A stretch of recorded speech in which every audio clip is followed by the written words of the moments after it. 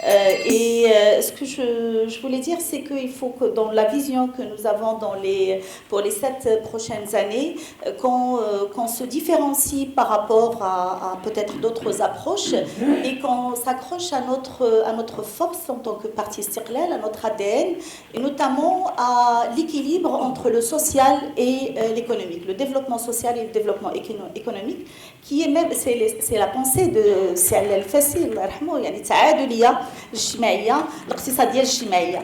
C'est pour ça que peut-être il faudrait donner plus de place au social, je l'ai vu, mais arrimé à l'économique, je pense qu'il faudrait plus surtout tout ce qui est, et non pas voir le social comme régler, je l'ai vu dans les chiffres au début, régler le problème du social, c'est pour avoir la paix sociale. Non, investir dans le social. Il faut investir dans le social, investir pour Invest for Impact. Ça, c'est une nouvelle orientation pour le futur. Et je pense que peut-être il faudrait donner plus d'importance à ça. Alors, je vais avancer 3 points qui me paraissent importants. Les 2 premiers sont inclus dans le dernier, mais la femme. Je n'ai pas vu des chiffres sur la femme. Je n'ai pas vu la femme, c'est 52% de la population marocaine.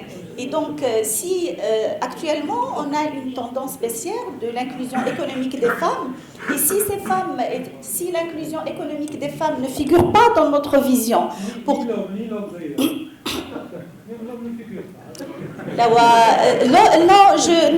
je m'arrête là, c'est Mazouz.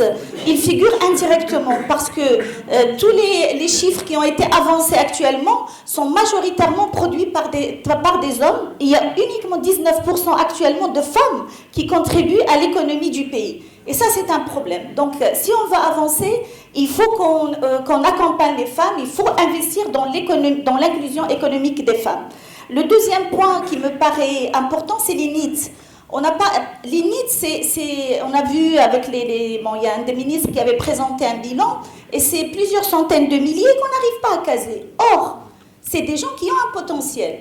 Donc, je pense qu'il faut aussi qu'on travaille sur l'économie de l'empowerment.